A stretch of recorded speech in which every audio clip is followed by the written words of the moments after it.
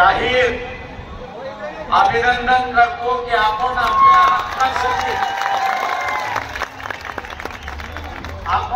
हक्कासाठी रस्त्यावरती उतरलो.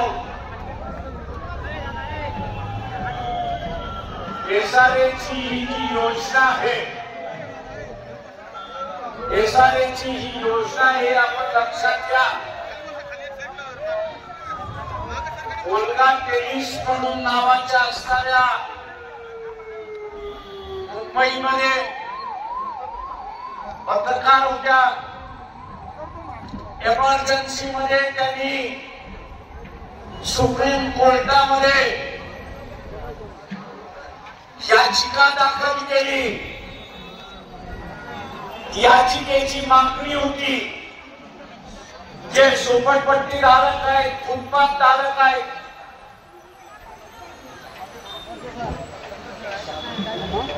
सगळे खाली बसा. नळावरची भांडण तुमची इथं कशाला पाहिजे? बसा खाली. असं आपलं बडबड बडबड बडबड चालली आहे.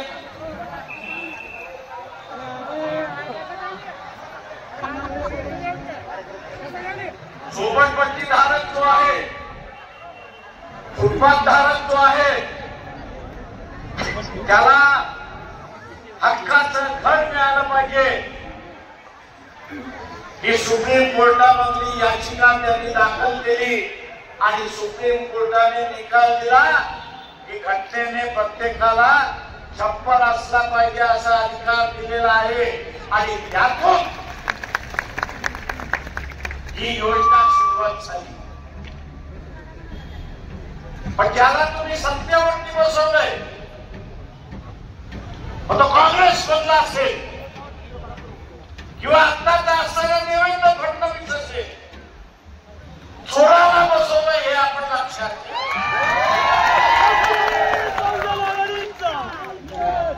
चोराला बसवलंय हे आपण लक्षात घ्या. जी काही योजना लागत आहे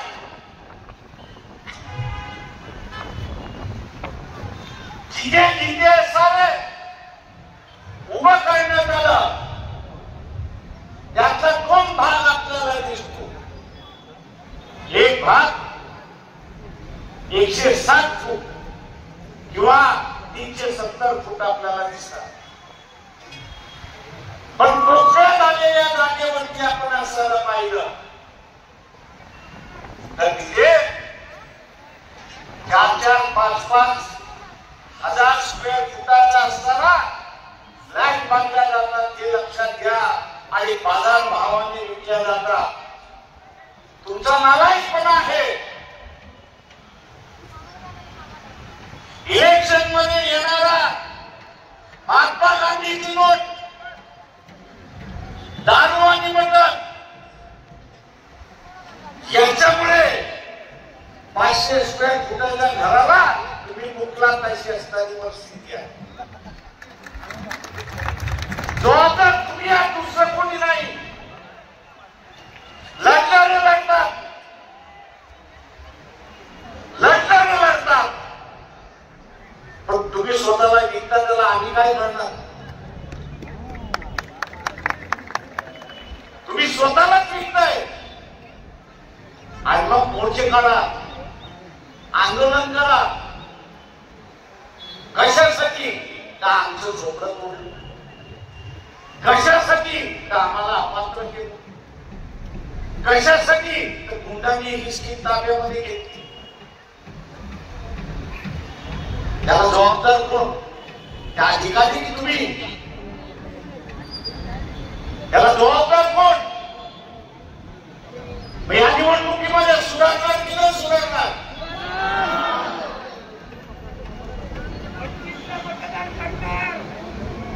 या निवडणुकीमध्ये सुधारणार की न सुधारणार?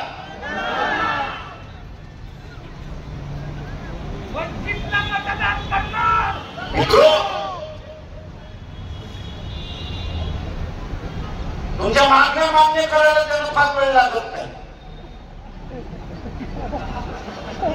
फार वेळ लागत नाही का त्याच्या मागण्याच नाही.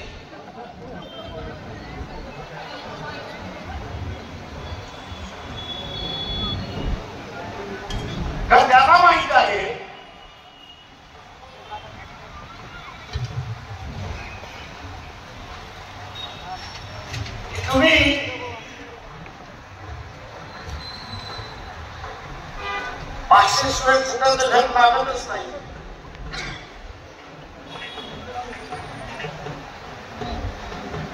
आणि तुमच्यामध्ये सांगण्याची हिंमत नाही. काँग्रेसवाला आला, बीजेपी वाला आला, एकनाथ शिंदेवाला आला, अजित पवारवाला आला, शरद पवारवाला आला, 500 देताशी तर थांब नाही तर जा. आणि तुमचं 500 काय आहे? स्क्वेअर फूट नाही. तुमचा 500 स्क्वेअर फूट नाही. 500 तुम्ही स्वतःलाच विकायला लागलेला आहात. तुम्ही स्वतःलाच विकायला लागलेला आहात. आणि म्हणून हक्काचं घर मिळालं पाहिजे. ते हक्काचं घर मिळालं पाहिजे. ते हक्काचं घर मिळत नाही. मुंबईमध्ये ज्या बीडीडीच्या चाळी होत्या, ब्रिटिशांनी मुंबईमध्ये खेळण्यास सुरुवात केली. मुंबईमध्ये कोणी सुरुवात केली? त्या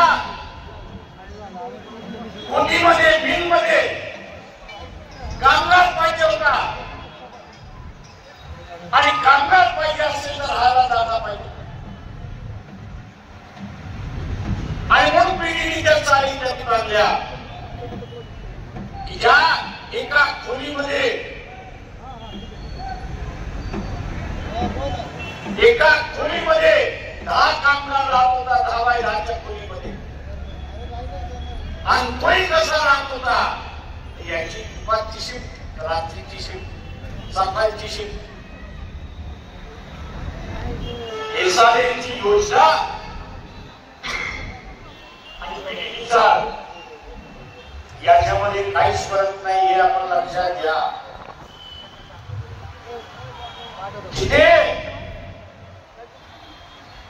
मानाचं सन्मानाचं या बिल्डरला ही योजना देण्याच्या ऐवजी, खासगी बिल्डरला ही योजना देण्याच्या ऐवजी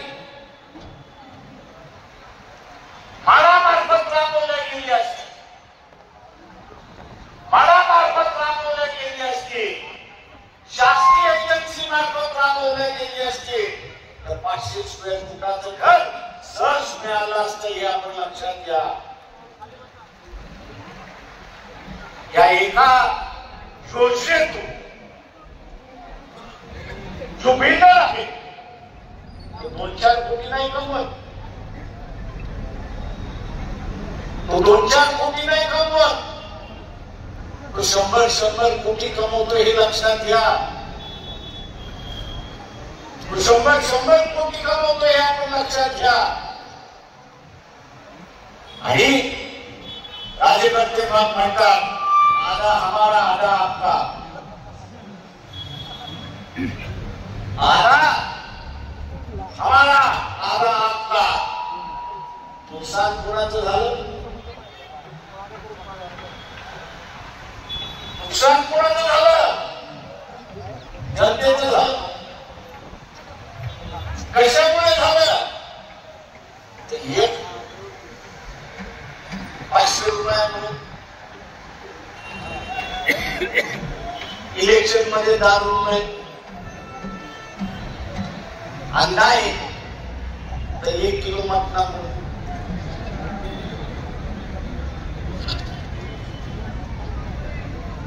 त्याच्यामुळे काय घर कमवलं तुम्ही? 500 स्क्वेअर फुटाचं घर गमवलं. अशी परिस्थिती. काय गमवलं? तर 500 स्क्वेअर फुटाचं घर गमवलं. अशी असणारी परिस्थिती आहे. आणि जे बाहेर पडायचं असेल, या सगळ्यांना पहिल्यांदा इलेक्शन मध्ये मातीमध्ये घाला. तुम्ही त्याला मातीमध्ये घाललं,